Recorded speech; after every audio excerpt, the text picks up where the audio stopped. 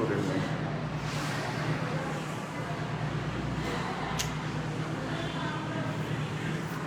কি ব্যাপার স্যার, আইফোনের অপশনটা তো বুঝতে পারছি না, তবে আমি একটু দেখে আপনার ক্লাস আসা দিতে পারছি। তুমি দেখো তো ক্লাসে, তুমি দেখো তো।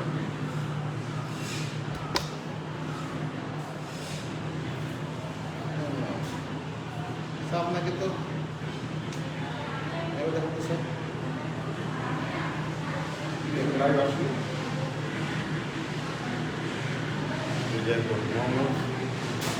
এখন ঢুকছে এবার আপনাকে মডারেটর বানায় নেই তো আপনার এখানে 9 প্রবলেম ছিল, আজ থেকে আমি অ্যাকসেপ্ট করেছি। এখন হবে এখন হবে 9 আপনি অ্যাকসেপ্ট ছিলেন না, ঠিক আছে, আমি অ্যাকসেপ্ট করেছি। আপনাকে মডারেটর বানাতে হবে, আমি পারবো না, এটা হচ্ছে যে ওই যারা অ্যাডমিন আছে ওরা বানাতে হবে। আপনি এখন ক্লাস নেন, এখন পারবেন।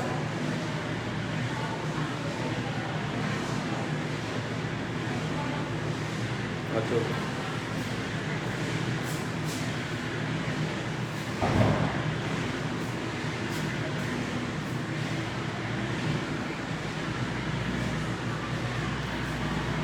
দেখো, আসসালামু আলাইকুম my dear student, how are you? দেখো, today I discuss about Rutherford atomic model, limitation of Rutherford Bohr's atomic model, and limitation of Bohr atomic model. এই বিষয়গুলো আজকে আমরা তোমাদের সাথে আলোচনা করব। তো দেখা যাক এক একটা করে রাদারফোর্ড অ্যাটমিক মডেলটা আসলে কিভাবে সে রাদারফোর্ড অ্যাটমিক মডেল দেওয়ার আগে কিছু কাজ থাকে প্রত্যেকের সায়েন্টিস্টের, কিছু ধারণা পেতে হয়। এই ধারণা পাওয়ার জন্য সে প্রথম যে কাজটা করে সেটা হলো সে নিউক্লিয়াস ডিসকভার করে। নিউক্লিয়াস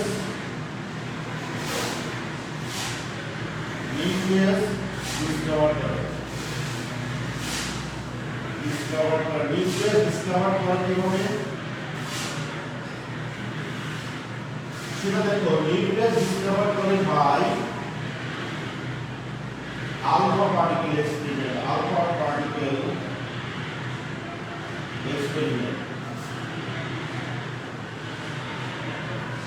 particle মান তোমরা জানো, হিলিয়াম নিউক্লিয়াস এটাকে বলা হয় আলফা পার্টিকেল।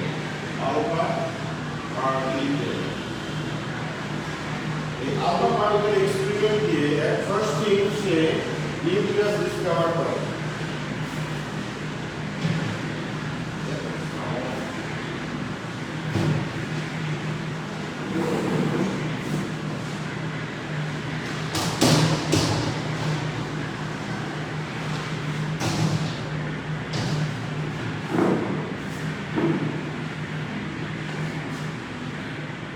এখন আসলো যে আলফা পার্টিকেল দিয়ে সে নিউক্লিয়াস ডিসকভার করে কিভাবে করে দেখো।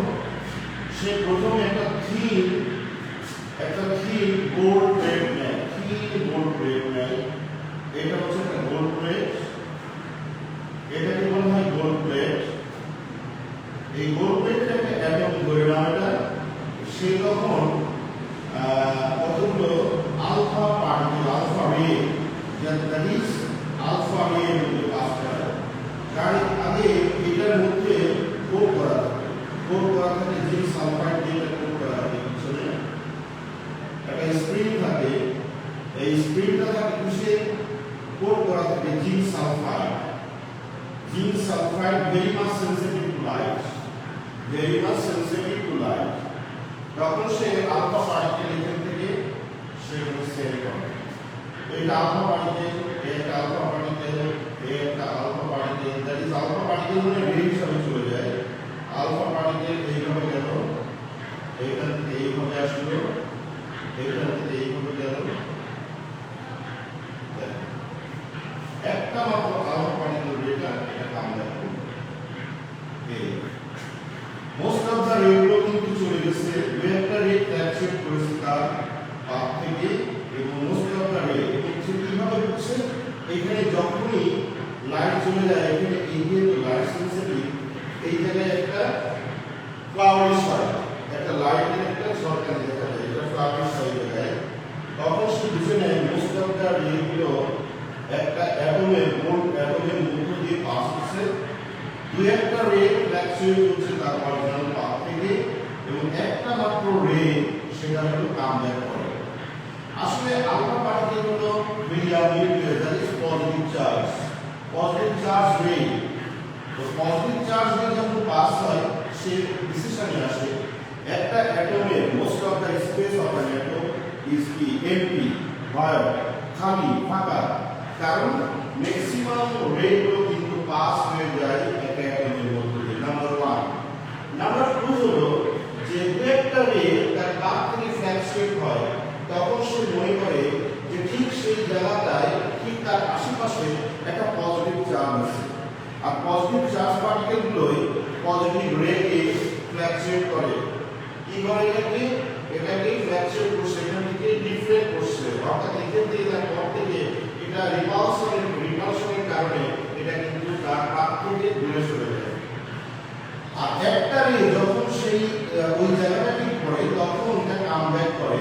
প্রথম কথা হলো এটা খুব রিজিড, খুবই মানে হার্ড এবং খুবই ছোট, এবং এটার মধ্যে পজিটিভ চার্জ পার্টিকেল আছে, কারণ most of the alpha particle that is positive charge ray particles গুলোর মধ্যে পাস হয়, এবং তার সেন্টারের পাশ দিয়ে যে রেটা যায় সেটা ডিফ্লেক্ট করে সেখান থেকে, এবং একটা রেটিক সেন্টার বরাবর গিয়ে সেটা কামব্যাক করে।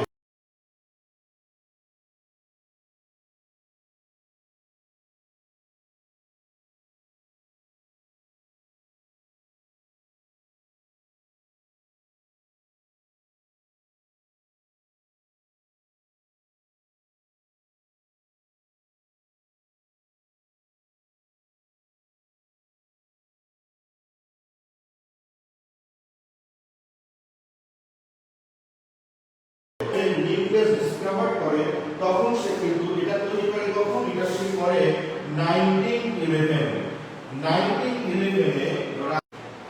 আর যখন নিউক্লিয়াস ডিসকভার হয়ে যায় ঠিক সেই সালে, অর্থাৎ এই রাদারফোর্ড অ্যাটমিক মডেলটা 1911 সে কিন্তু এটা রাদারফোর্ড অ্যাটমিক মডেলটা এস্টাবলিশ হয় 1911। ঠিক এটা ডিসকভার হওয়ার পরেই সে রাদারফোর্ড অ্যাটমিক মডেল আমাদেরকে দেয়। ওকে, এখন দেখি তোমরা ক্লিয়ার কিছু কিনা how to discover nucleus by Rutherford alpha particle experiment. My dear student, তোমরা তো জয়েন হওনি অনেকেই, মাত্র 57 স্টুডেন্টস। প্লিজ তোমাদের ফ্রেন্ড যারা আছে তাদের সবাইকে বলো ফ্রিজ। কি বলে, তোমার নেটওয়ার্কের প্রবলেম আছে কিনা দেখো বাবা, আমার মনে হয় তো হওয়ার কথা নাই, সবারই যখন একই সমস্যা।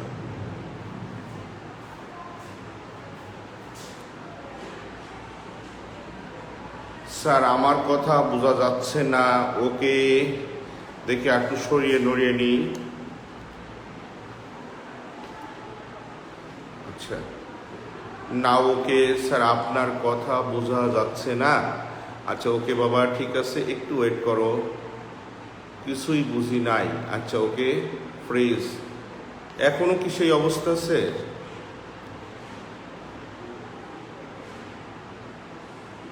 Because high background noise. আসলে নয়েজ এখানে কনস্ট্রাকশনের কাজ হচ্ছে, আমি স্কুলে এসে ক্লাস নিচ্ছি, এই জন্য হয়তো প্রবলেম হচ্ছে, বাসায় প্রবলেম হয় না, কিছুই বুঝি না। ফ্রিজ। দেখো তো, আমি এবার আস্তে আস্তে কথা বলি, শোনো তো, এবার বোঝা যায় কিনা দেখো তো। আমাদের পার্সোনাল হলো Rutherford atomic model, limitation of Rutherford atomic model, Bohr's atomic model and limitation of Bohr atomic model, এই চারটা জিনিস আমরা করব।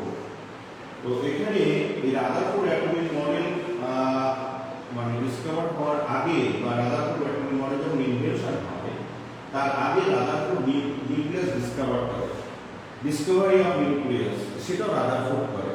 যখন নিউক্লিয়াসটা ডিসকভার হয় তারপরেই কিন্তু রাদারফোর্ড অ্যাটমিক মডেলটা সে এস্টাবলিশ করে। তো সেখানে এই নিউক্লিয়াস কিভাবে ডিসকভার হয়, সে যেভাবে ডিসকভার হয় সেই এক্সপেরিমেন্টের নাম হলো alpha particle experiment. Alpha particle কি? আলফা পার্টিকেল হলো হিলিয়াম নিউক্লিয়াস, এবং এই হিলিয়াম নিউক্লিয়াসটা কিন্তু রে হিসাবে যায়, তবে হেভি রে, এর যে মুভমেন্ট, যে ভেলোসিটি এটা অনেক কম। তো এটা হলো আমাদের alpha particle experiment. Alpha particle এক্সপেরিমেন্টটা কিভাবে করা হয় দেখো, আমি তোমার বোর্ডের বাম দিকে একটা ফিগার ড্র করেছি। হ্যাঁ, আমি বাবা স্কুলে দেখো, আমি এখানে একটা ফিগার ড্র করেছি, তোমরা ভালো করে খেয়াল করো। এটা হলো একটা গোল্ডের অ্যাটম, এটা গোল্ডের একটা অ্যাটম, এর পিছনে একটা স্ক্রিন আছে, যে স্ক্রিনে জিঙ্ক সালফাইড দিয়ে কোট করা। প্রশ্ন হলো জিঙ্ক সালফাইড দিয়ে কোট করা কেন স্যার? জিঙ্ক সালফাইডটা হলো একটা লাইট সেন্সিটিভ, যদি কোনো লাইট এখানে পড়ে তাহলে আমরা বুঝতে পারবো ওখানে ফ্লাওয়ারিশ হবে, ওখানে অনেক উজ্জ্বল হবে, এবং সেটাকে আমরা নিয়ে আলফা পার্টিকেল রে, আমরা আলফা রে পাস করালাম। যদি দেখা গেল দেখো এখানে মোস্ট অফ দ্য রেগুলো স্টেট পাথে চলে গেছে। রেগুলো কি করে বুঝলাম? এই যে যখনই স্ক্রিনের উপরে রেটা পড়ে তখনই কিন্তু আমাদের এটা কি ফ্লাওয়ারিশ হয়, তখন আমরা বুঝি মোস্ট অফ দ্য রেগুলো এর মধ্যে পাস হয়ে গেছে। দু একটা রে তার অরিজিনাল পাথ থেকে ফ্ল্যাকচুয়েট হয়েছে, ডেভিয়েটেড হয়েছে, এবং একটা মাত্র রে বলা হয় 10 লাখে একটা রে কি হয়, তার কাম ব্যাক হয়। তখন সে ডিসিশনে আসে যেহেতু আলফা রে হলো পজিটিভ চার্জ রে, তাই এর সেন্টারে অর্থাৎ একটা অ্যাটমের সেন্টারে পজিটিভ চার্জ আছে, বিকজ যখনই ওই সেন্টারে আসবে যায় তখন এটা ডেভিয়েটেড হয়, ইট মিন্স ওখানে পজিটিভ চার্জ আছে। নাম্বার 2 সে বলে যেহেতু একটা রিজিড পোরশনে কামব্যাক করে, প্রথম কথা হলো এটা অত্যন্ত রিজিড, তাই এটাকে ভেদ করে দিতে পারে না। আর দ্বিতীয় কথা হলো অবশ্যই চার্জ পার্টিকেল পজিটিভ আছে, তাই পজিটিভ আলফা রেটা কামব্যাক করে তার অপোজিট ডাইরেকশনে।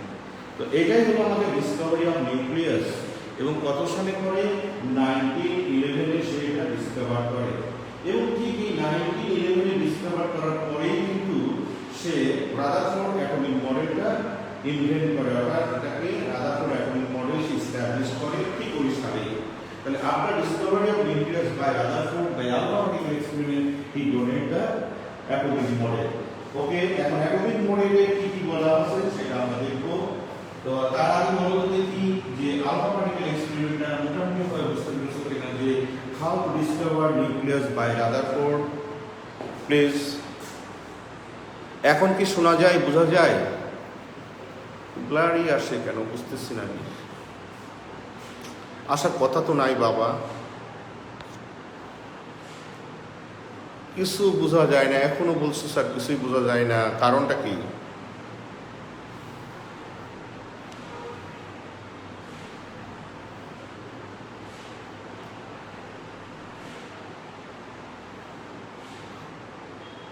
রিপিট।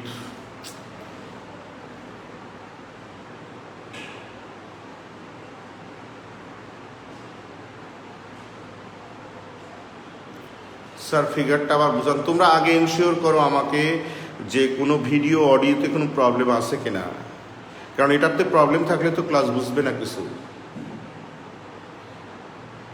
ক্লিয়ারই তো আছে। এখন আমি বুঝতেছি না, আমার তো এখানে আমার যতটুকু ধারণা এটা নেটওয়ার্কে তো প্রবলেম হওয়ার কথা নাই। তোমরা আগে আমাকে ইনশিওর করো, হয়তো ইন্ডিভিজুয়াল কারো কারো হতে পারে যে তার নেটওয়ার্কের প্রবলেম হতে পারে, বাট আমার এখান থেকে কোনো ক্লিয়ার কিনা।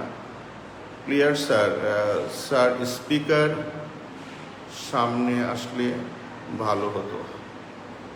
ওকে, তো দেখো আমি একটু বড় করে দেখাই, তাহলে আমি সামনে আসতে পারবো। আমি শুধু বোর্ডটুকু দেখাই, আমার সব দেখানোর দরকার নেই। এখন দেখো স্যার ফিগার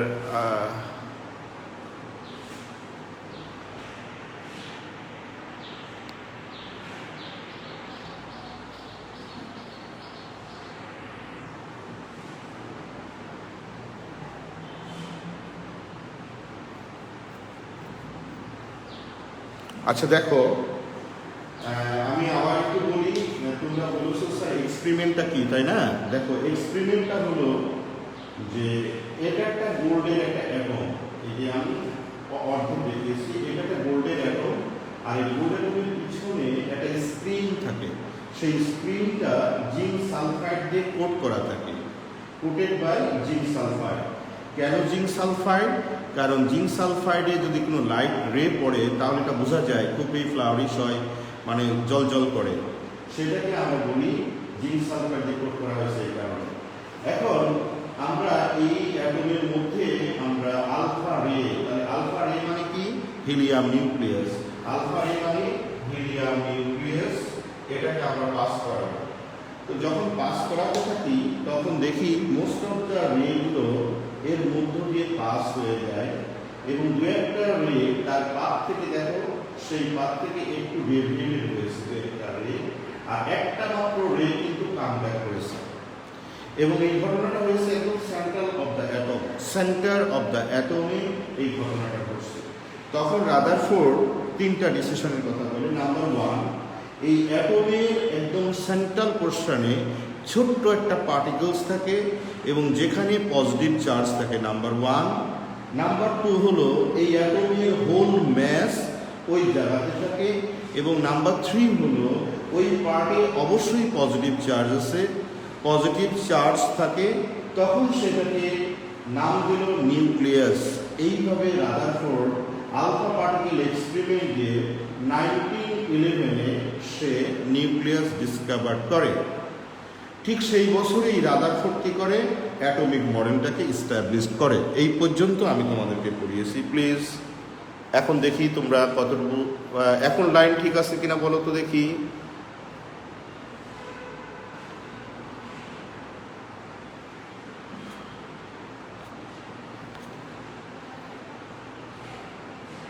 এখন কি লাইন ঠিক আছে বাবা? সবাই বলো তো। ফাইম আবরার, এখন কি লাইন ঠিক আছে? আমাকে একটু please.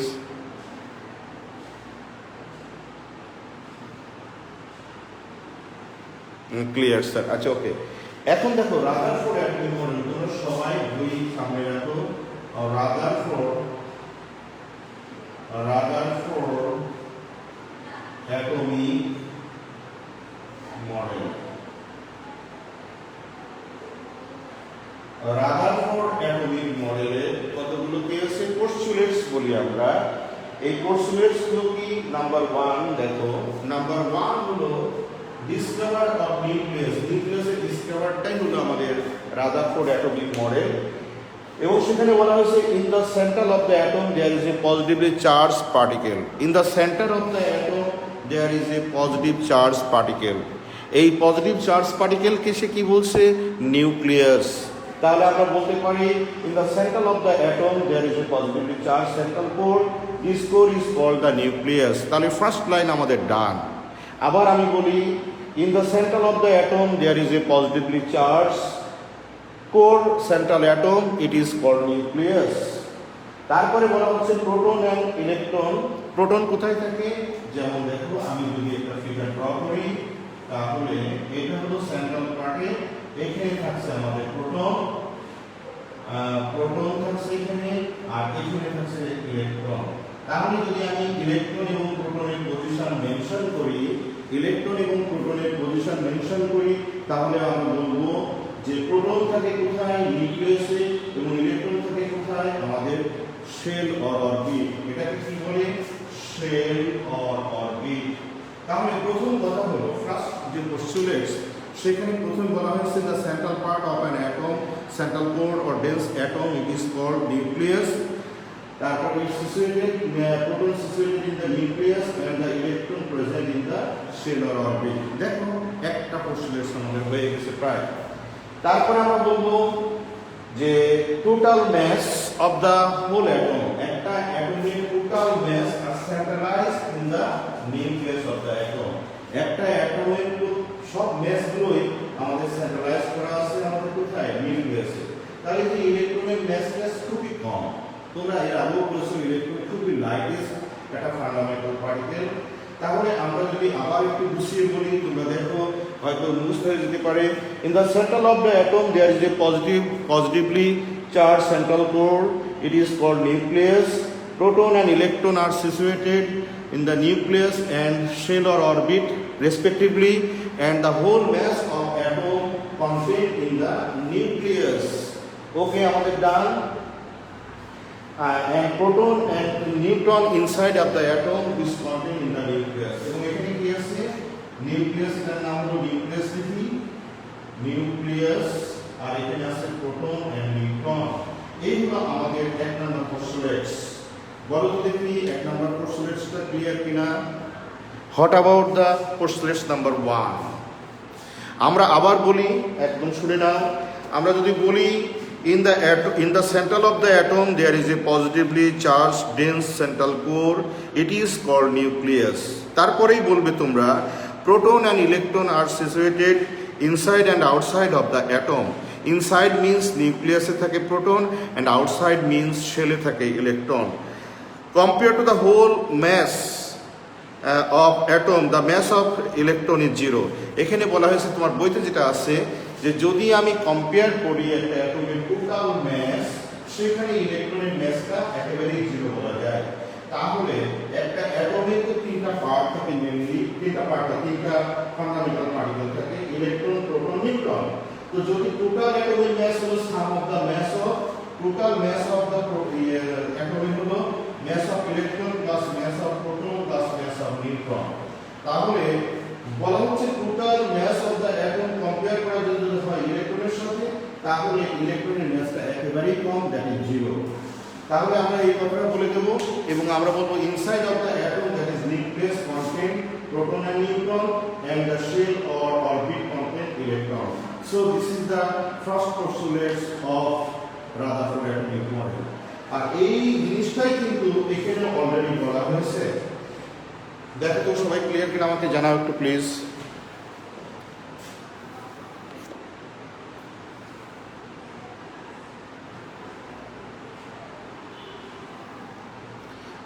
MT space, right? Please comments করো। রাদারফোর্ড অ্যাটমিক মডেলের ফার্স্ট পোস্টুলেটসটা সবাই ক্লিয়ার কিনা? ক্লিয়ার? দেখো আমরা যদি এস আর ক্লিয়ার, তারপরে আচ্ছা নাম্বার 2-তে যাই, আমরা নাম্বার 2-তে আসি, নাম্বার বি-তে আসি। আমরা বি পয়েন্টে বলা হয়েছে খুবই একটা সিম্পল বিষয়। বি নাম্বারে বলা হয়েছে যে the nucleus is very small and most of the space inside the atom is void. অর্থাৎ void এর মধ্যে কিন্তু most of the space হচ্ছে void, খালি ফাঁকা। most of the space হলো একটা অ্যাটমের void। অর্থাৎ এটা void এর কথা বলা হয়েছে কেন? most of the space are void। তাহলে একটা অ্যাটমের যে নিউক্লিয়াস এটা খুবই স্মলেস্ট বা হেভিয়েস্ট। তুমি এই কথাটা মেনশন করো ভালোভাবে। Nucleus, the most of the space of an atom is void and there is a smallest and heaviest particles inside of the atom. It is the central part of the atom. It is called nucleus. এই কথাটা বলে দিলে হবে যে nucleus খুবই small বা এটা smallest and heaviest। এই ওয়ার্ড তুমি ইউজ করবা, smallest but heaviest and most of the space of an atom is void। এইগুলো আমাদের 2 নম্বর পোস্টুলেটস এবং এটা খুব easy and simple. Clear sir? তাহলে আমরা 2টা পোস্টুলেটস কিন্তু আমরা জেনে গেছি। আমি বলার পরে কিন্তু আবার বলতে হবে। সি নাম্বার এবং ডি নাম্বারটা খুব ইম্পর্টেন্ট। দেখো সি নাম্বারটা আমরা যদি আসি, সি নাম্বারটা কি খুব ইম্পর্টেন্ট। তোমরা ক্লাস 8-এ পড়েছো যে একটা অ্যাটম ইলেকট্রিক্যালি নিউট্রাল। একটা অ্যাটম ইলেকট্রিক্যালি নিউট্রাল কেন ইলেকট্রিক্যালি নিউট্রাল হয়? তার আগে শোনো যে প্রোটন যেটা চার্জ ক্যারি করে এটা হলো পজিটিভ চার্জ ক্যারি করে, আর ইলেকট্রন ক্যারি করে নেগেটিভ চার্জ ক্যারি করে। এখন একটা অ্যাটমের প্রোটন একটা ইলেকট্রনকে নিউট্রাল করে। এখন একটা নিউট্রাল অ্যাটমের number of proton and number of electron equal থাকে। আর number of electron and number of proton যদি ইকুয়াল থাকে তাহলে অবশ্যই ইলেকট্রিক্যালি নিউট্রাল হলো একটা অ্যাটম। বলা হয়েছে একটা atom electrically neutral because in an atom the number of electron must be equal to the number of proton and the charge of an electron must be equal to the charge of a proton. So the total charge of electron must be equal to the total charge of proton, but they are opposite to each other. That is why they are neutralized to each other. So an atom is electrically neutral. এটা কিন্তু পরীক্ষা আলাদাভাবে প্রশ্ন আসে why an atom is electrically neutral. Why an atom is electrically neutral? এটা কিন্তু sometimes পরীক্ষাতে আসে এবং তোমরা ক্লাস 8 এ যখন পড়ছো তখনও পরীক্ষা এসেছিল, এবারও আসবে। তাহলে আমি যদি 3 নম্বর প্রশ্নটা বলি, an atom is electrically neutral because in an atom electron carries the negative charge, proton carries the positive charge, and neutron is charge neutral. So in an atom, charge of an electron must be equal to the charge of proton, and in an atom, the total number of electron must be equal to the total number of proton. So total charge of electron and total charge of proton are equal to each other, and they are neutralized to each other. That is why they are so an atom is electrically neutral. অনেক কথা লিখতে হবে। এখানে প্রথম কথা বলতে হবে, তিনটা ফান্ডামেন্টাল পার্টিকেলের মধ্যে ইলেকট্রন নেগেটিভ চার্জ ক্যারি করে, প্রোটন পজিটিভ চার্জ ক্যারি করে, আর নিউট্রন হলো চার্জ নিউট্রাল। তারপরে বলতে হবে একটা ইলেকট্রনের চার্জ ইকুয়াল টু একটা প্রোটনের চার্জ বা অপোজিট। সো একটা অ্যাটমে তারপরে বলতে হবে একটা অ্যাটমের টোটাল নাম্বার অফ ইলেকট্রন আর টোটাল নাম্বার অফ প্রোটন থাকে একটা নিউট্রাল অ্যাটমে। তাহলে টোটাল চার্জ অফ ইলেকট্রন আর total charge of proton must be equal, so they are neutralised to each other. That is why an atom is electrically neutral. আমি তোমাদের part two part বলেছি। প্রথম বলতে হবে একটা অ্যাটমে তিনটা ফান্ডামেন্টাল পার্টিকেল থাকে, একটা হলো প্রোটন, একটা ইলেকট্রন, একটা নিউট্রন। এরপরে বলতে হবে ইলেকট্রন ক্যারি করে কি charge? Negative charge. Proton carry করে পজিটিভ চার্জ, এন্ড নিউট্রন হলো ইলেকট্রিক্যালি নিউট্রাল। তারপরে বলতে হবে একটা ইলেকট্রনের চার্জ আর একটা প্রোটনের charge equal but opposite, so neutralise করে একটা আরেকটার সাথে। তাহলে একটা নিউট্রাল অ্যাটমে total number of electron and total number of proton equal যদি থাকে, তাহলে টোটাল চার্জ অফ ইলেকট্রন আর total charge of proton of an atom is equal and they are neutralised to each other. That is why an atom is electrically neutral. বড় হোক সমস্যা নেই, পুরাটাই তুমি লিখে দিবে, সমস্যা নেই। তাহলে এই হলো why an atom is electrically neutral. This is the postulates number 3। বলো তো দেখি ক্লিয়ার কিনা? This is the postulate number 3.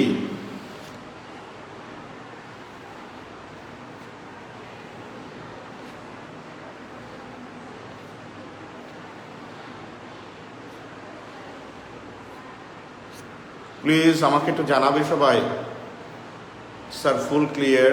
আমি কিন্তু পরে আবার পার্ট টু পার্ট আমাকে বলতে হবে, কিন্তু আরেকটা আছে।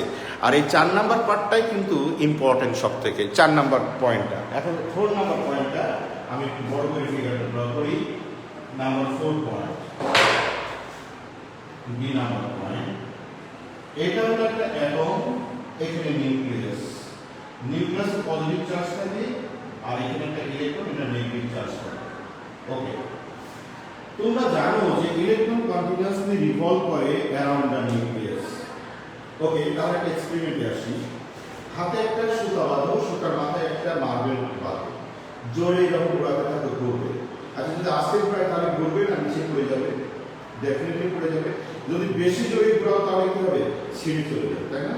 এটা একটু রাপচার হয়ে সে বাইরে দিকে চলে যাবে। So that is the factor.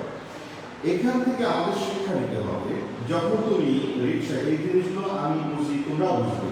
যখন দেখবা তুমি রিক্সায় উঠছো, এটা ফিজিক্সের প্রাণ, যখন তুমি রিক্সায় উঠছো যদি কোনো প্রাণ নেয়, ইউ প্রাণ নেয়, যদি হেভি স্পিডে রিক্সা থাকে তাহলে দেখবা যেদিক থেকে টার্ন নিল ওই ডান দিকে না বাম দিকে রিক্সাটা উল্টে যাবে।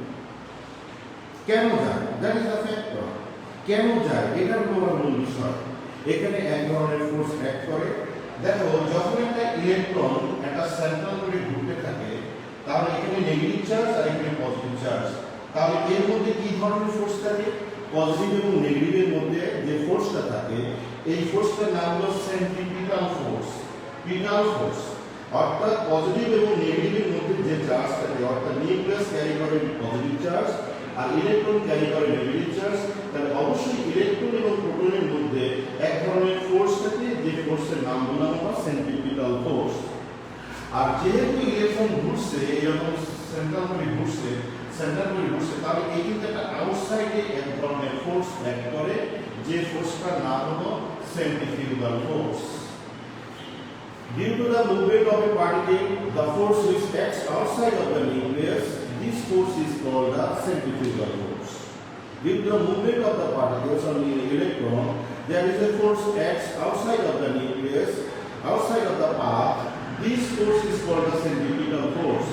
And due to the presence of positive charge in the nucleus and the electron carries the negative charge, so there is a force acts between the nucleus and electron. This force is called the centripetal force. And this, if the centripetal force and centrifugal force be equal, then the electrons continuously revolve around the nucleus. So you have to mention this line. যেহেতু centripetal force আর centrifugal force যদি equal হয় তাহলে কিন্তু একটা electron একটা circular পাথে continuously revolve করতে থাকবে। যদি in any case centrifugal force যদি বেশি হয় সেন্ট্রিপিটাল ফোর্স থেকে, তাহলে কিন্তু ইলেকট্রনটা আমাদের ওখান থেকে বেরিয়ে যাবে আউটসাইড। আর যদি কোনো কারণে সেন্ট্রিপিটাল ফোর্স যদি সেন্ট্রিফিউগাল ফোর্স থেকে বেশি হয়, তাহলে electron falls to the nucleus, so there will be no existence of the atom. So final point হলো আমরা বলবো in the center of the atom there is a positive charge and the electron carries the negative charge.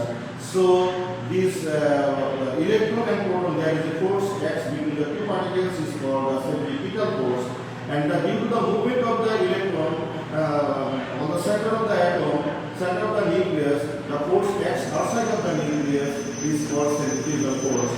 And these two forces be equal, the electrons are continuously revolve around the nucleus. So this is the postulates of Rutherford atomic model. বড় করে কি last পয়েন্টটা বুঝতে পেরেছো কিনা? অর্থাৎ আমি আরেকটু ক্লিয়ারিফাই করে দিই, আমরা বলবো যেভাবে লিখবো সেটা হলো বইতে কি আছে না আছে ইম্যাটেরিয়াল। আমি কখনো বইয়ের কথা আমি তাড়াতাড়ি তোমার ল্যাঙ্গুয়েজে তুমি লিখবে, বইতে যাই থাকবে না তুমি যদি বুঝে লিখতে পারো, তুমি যদি সঠিকটা লিখতে পারো, তাতে বই লাগবে কেন? বইতে একটা মানুষও লিখছে, তাই না? সো তুমি তো একটা মানুষ, তুমিও তো একটা স্টুডেন্ট, বইয়ের যে লিখছে তার থেকে তুমি ব্রিলিয়ান্ট, এটা তুমি বেরিয়ে দেখো। কিন্তু কারেক্ট লিখতে হবে। বলবো in an atom the central part of the atom is nucleus and there is a positive charge and the electron continues in the orbital shape and there is a negative charge. So the force acts between the nucleus and the electron. This force is called the centripetal force. And due to the movement of the electron, there is a force acts outside of the nucleus. It is called the centripetal force. And if the two forces be equal, centripetal force and centrifugal force, so electrons are continuously revolve around the nucleus. তারপরে বলবো if the centrifugal force is greater than the centripetal force, the electron কি হবে? এটা আমাদের এখন থেকে বেরিয়ে যাবে, আউটসাইড ইলেকট্রন দিবে। আর if the centripetal force is greater than the centrifugal force, then electron falls to the nucleus and there will be no existence of the EM. কিন্তু এই কথা বলা যাবে না, রাদারফোর্ড যেটা বলেছে এই কথাটা বলা দরকার নেই। কেন ঘোরে একটা সেন্টার অফ দ্য নিউক্লিয়াস কেন ঘোরে সেই কথাটা রেজাল্ট সে এক্সপ্লেন করেছে যে centripetal force and centrifugal force equal to each other, that is why একটা ইলেকট্রন কন্টিনিউয়াসলি রিভলভ করবে আমাদের একটা সার্টেন অরবিটে। এটা কিন্তু বলেছে কেন সার্টেন অরবিটে এটা রিভলভ করে, তার একটা লজিক সে প্রেজেন্টেশন করেছে, সেটা হলো the centripetal force which is created due to the positive charge electron, positive charge proton and negative charge electron. এটা ক্রিয়েট হয়েছে। আর due to the movement of the electron, there is a force acts outside of the nucleus, that is called the centripetal force, centrifugal force. আর এই centrifugal force R centripetal force equal to একটা electron continuously revolve করছে। This is the postulates of Rutherford atomic model. ওকে বাবা, এখন সবাই বলো তো দেখি, আমার আম্মুরা বাবারা সবাই বলো প্লিজ, মাই ডিয়ার স্টুডেন্ট। এখন আমি দেখব কে কতটুকু বলতে পারো। আগে আমি বলতে পারি কিনা সেটা আগে একটু যাচাই হবে, তারপরে তোমরা বলতে পারো কিনা আমার সাথে সাথে, সেটা আমি করব। মনে করো যা পড়ালাম, পরীক্ষা যদি আমি এখন নিই বা 5 দিন পরে নিই বা 7 দিন পরে নিই, আমি এই 4টা পয়েন্টের অন্তত হুবহু লাইন বাই লাইন লিখতে পারি আর না পারি, অন্তত পক্ষে আমি এটা প্রেজেন্টেশন এমনভাবে করব যাতে আমি 4 থাকলে 4 পাবো। ওকে, তাহলে আমরা বলা শুরু করে দিই। প্রথমে আমরা বলবো number A, in the centre of the atom there is a positively charge central core, it is called nucleus. তারপরে আমরা বলবো proton and electron are situated inside of the atom and outside of the atom respectively.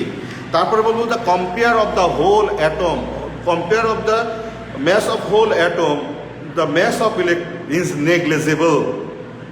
তারপরে আমরা বলবো last লাইনে বলবো যে so proton and neutron inside of the atom and electron আমাদের কি বলবো, আউটসাইড অফ দ্য নিউক্লিয়াস।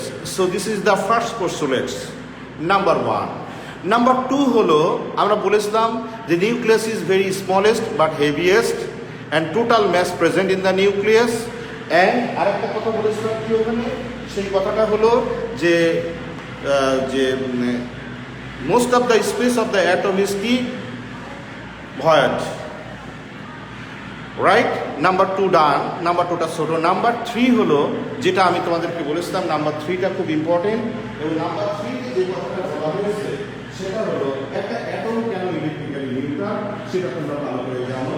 আমরা বলবো একটা অ্যাটমে 3টা ফান্ডামেন্টাল পার্টিকেল থাকে, একটা হলো ইলেকট্রন, একটা প্রোটন, একটা নিউট্রন।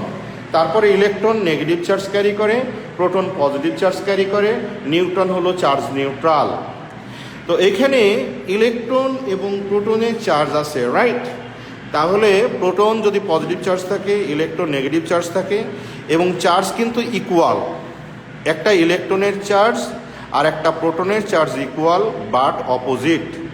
সো একটা ইলেকট্রন একটা প্রোটনকে নিউট্রালাইজ করে।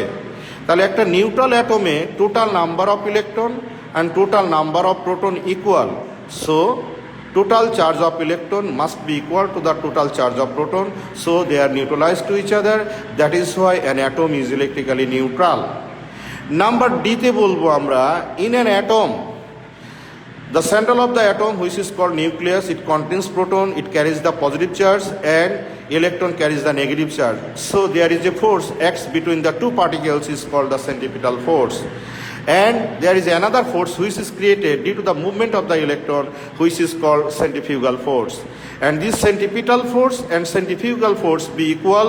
That is why electron continuously revolve around the nucleus. These are the postulates of Rutherford atomic model.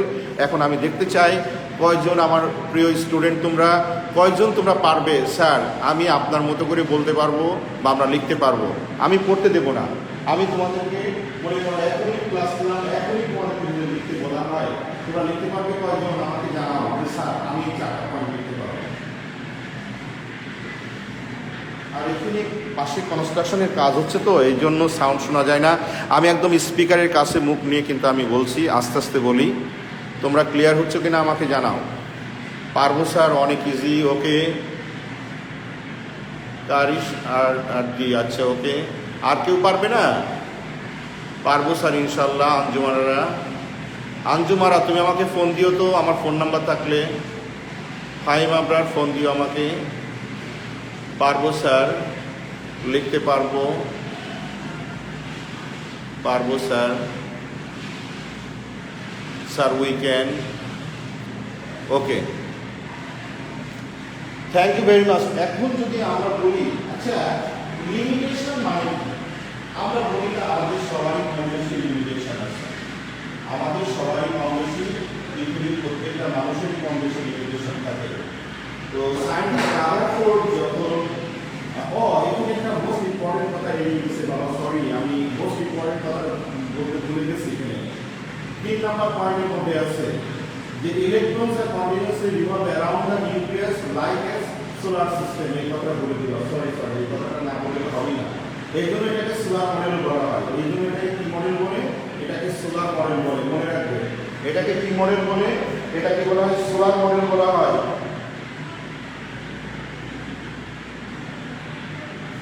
মনে রাখবে, এটাকে সোলার মডেল বলে, সোলার মডেল। আরেকটা বলা হয় নাম্বার 2, এটাকে নিউক্লিয়ার মডেল বলা হয়, নিউক্লিয়ার মডেল বলা হয়। তাহলে দুটো মডেল, নিউক্লিয়াসের জন্য নিউক্লিয়ার মডেল বলা হয়, যেহেতু নিউক্লিয়াস ডিসকভার করে রাদারফোর্ড। আর সোলার মডেল মানে বলে electron continuously revolve around the nucleus like a solar system. Planets গুলো কি হয়, সানকে সেন্টার করে যেমন করে, ইলেকট্রনও কিন্তু আমাদের সেন্টার করে ঘোরে। সো এই কথাটা কিন্তু 3 নম্বর পয়েন্টে প্রথমেই বলে দিবে, তারপরে বলবে অ্যাটম ইজ ইলেকট্রিক্যালি নিউট্রাল। এই কথাটা বলে দেবে প্লিজ, আমি বলতে ভুলে গেছিলাম। 3 নম্বরে বলবে electron are continuously revolve around the nucleus like a solar system. আর যদি বলা হয় which model is known as the nuclear model, বলবে Rutherford model is known as nuclear model. Which model is known as the solar model, বলবে এটা Rutherford মডেলকে solar model বলা হয়। So এই দুটো ইনফরমেশন আমি দিলাম, আমাদের ভুলে গেছিলাম আমি।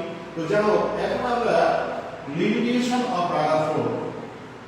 রাদারফোর্ড অ্যাটমিক মডেলের যে লিমিটেশনগুলো, সেই লিমিটেশনগুলোর মধ্যে আছে যে এই মডেলে রাদারফোর্ড অ্যাটমিক মডেলে কিন্তু নাম্বার 1 মনে রাখবেন, একটা অ্যাটমের সাইজ শেপ কেমন হবে সেই আইডিয়া রাদারফোর্ড দিতে ব্যর্থ হয়েছে।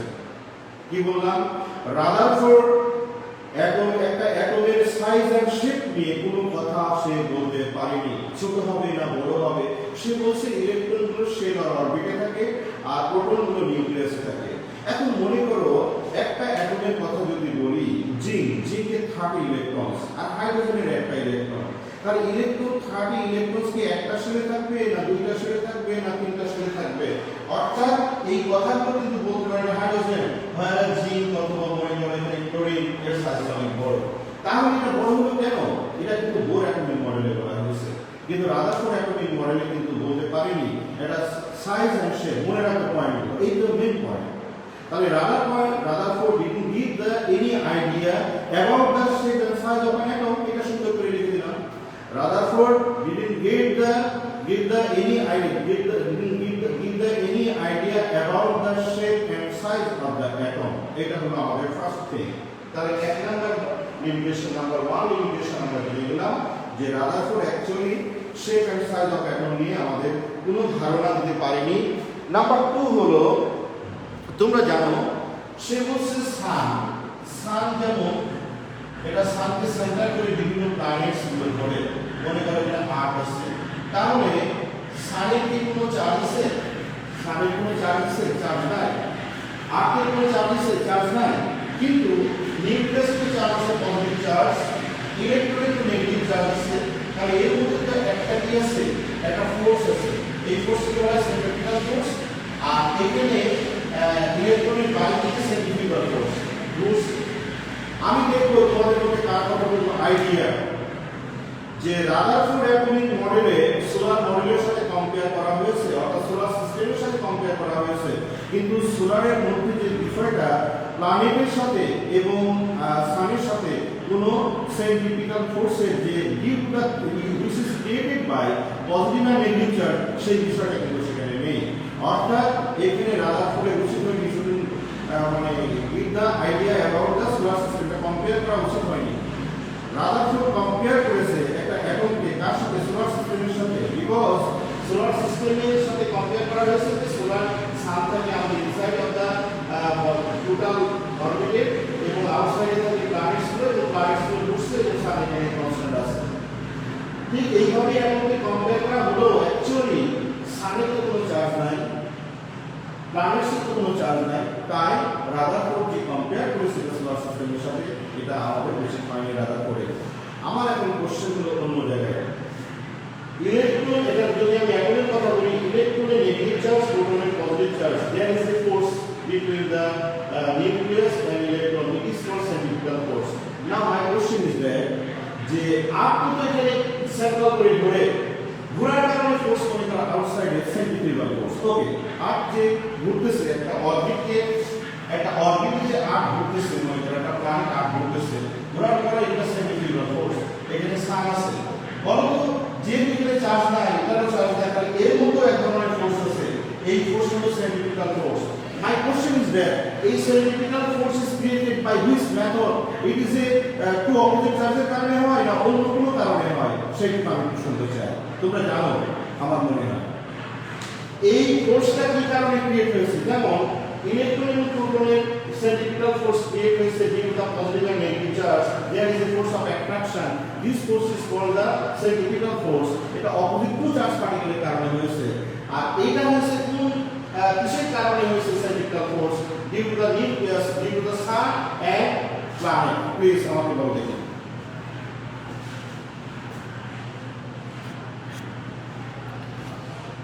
বলো তো দেখি এই ফোর্সটা কিভাবে ক্রিয়েট হয়েছে, সান এবং আর্থের মধ্যে সেন্ট্রিপিটাল ফোর্সটা কিভাবে ক্রিয়েট হয়েছে। যেমন ইলেকট্রন এবং প্রোটনের মধ্যে বা নিউক্লিয়াসের মধ্যে সেন্ট্রিপিটাল ফোর্স ক্রিয়েট হয়েছে অপোজিট টু চার্জ পার্টিকেলের কারণে, কিন্তু এখানে কিভাবে ক্রিয়েট হয়েছে? আর্থ এবং সানের মধ্যে যে ফোর্সটা ক্রিয়েট হয়েছে Afif Al Amin, thank you very much. This is called the gravitational force. Thanks, a lot of thanks. Dekho, helpful idea. This force is created due to the gravitational force.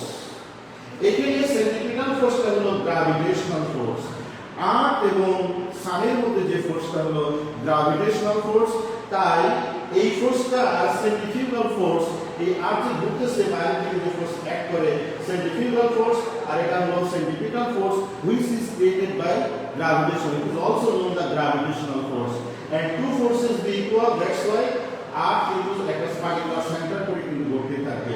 আর এখানে যেটা হচ্ছে centripetal force is created by the opposite two charge particles কারণে, আর centrifugal force is due to the movement of the particle.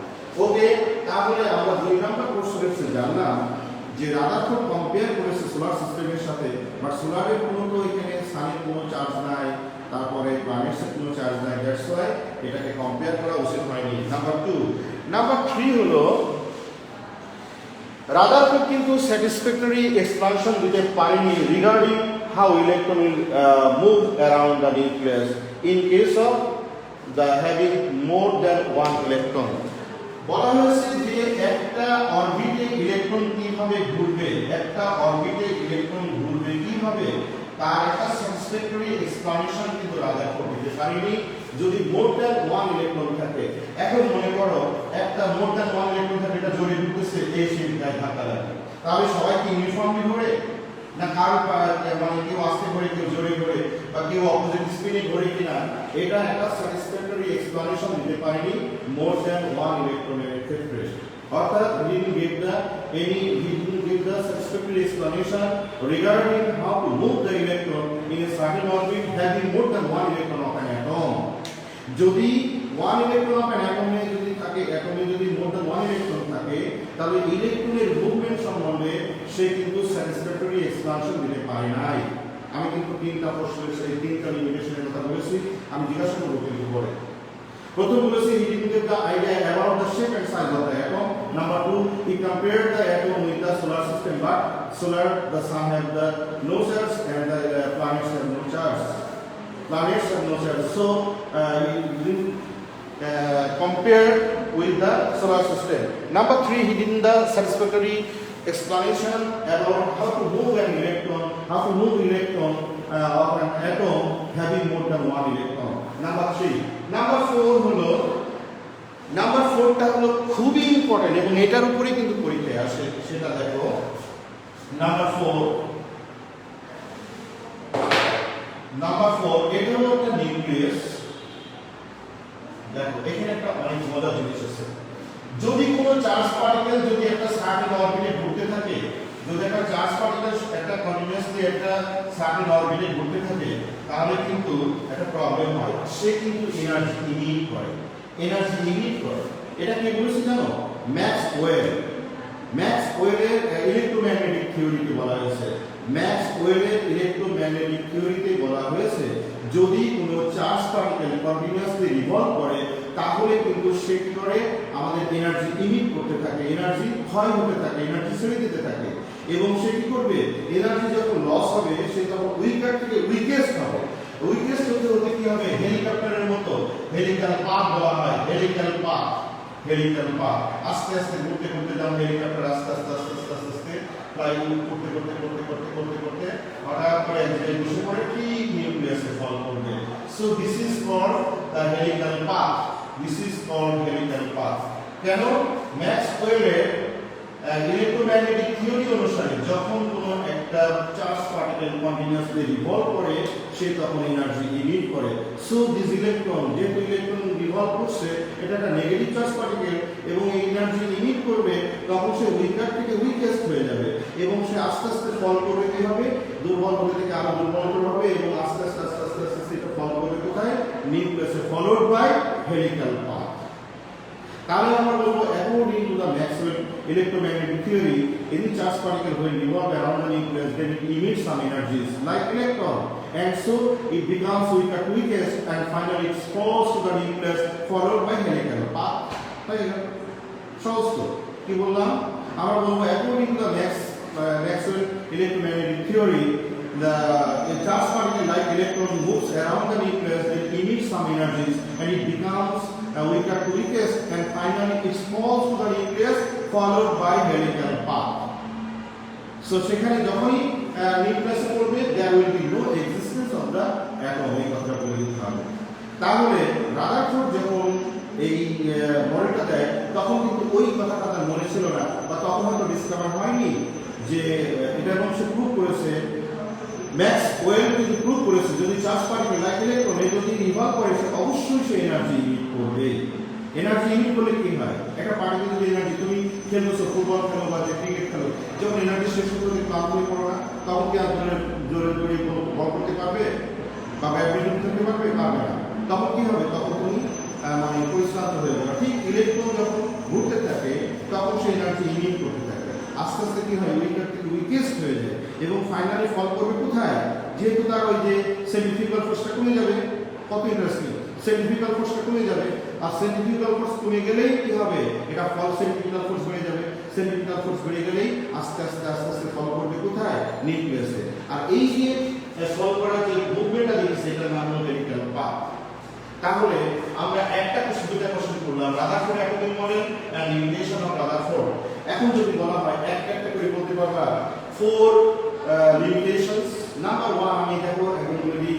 Number 1 limitation হলো Rutherford didn't give the any idea about the shape and size of the atoms. Number 2, Rutherford compared the atom with the solar system, but solar has no charge. Sun has no charge and the planets have no charge. So it should not be compared with the atom, structure of the atom. Number 3, Rutherford didn't give the any idea, not satisfactory explanation about regarding the movement of the electron having more than one electron.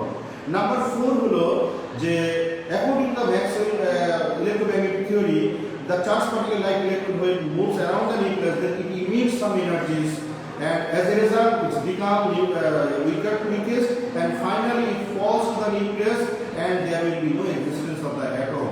These are the limitations of both Rutherford atomic model. এখন বলো কে কে পারবে আমার মতো করে বলতে, please বলো কে কে পারবে।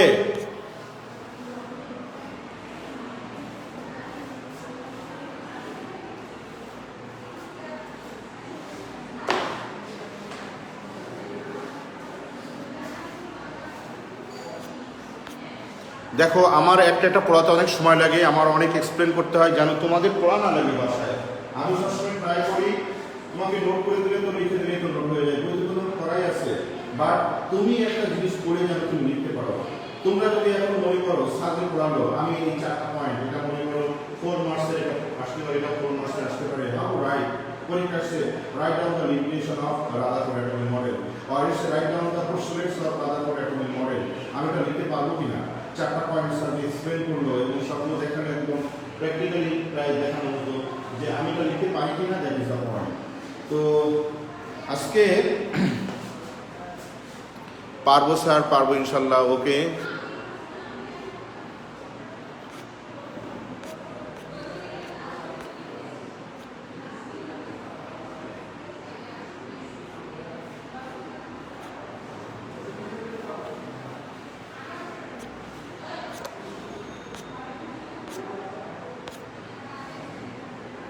Sir পারবো স্যার।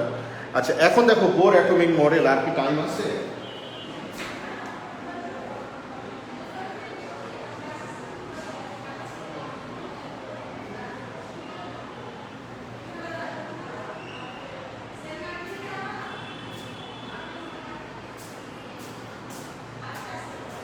আচ্ছা ওকে, টাইম তো শেষ হয়ে গেল, তাহলে এখন আর কিছু করার নেই। তো ঠিক আছে, আমি নেক্সট ক্লাসে Bohr atomic model and limitation, দেরি হোক কিন্তু যেটা শিখবে ভালো করে শেখো। তো ওকে, আল্লাহ হাফেজ, আজকে এই পর্যন্তই। ভালো থাকবে, সুস্থ থাকবে। আসসালামু আলাইকুম।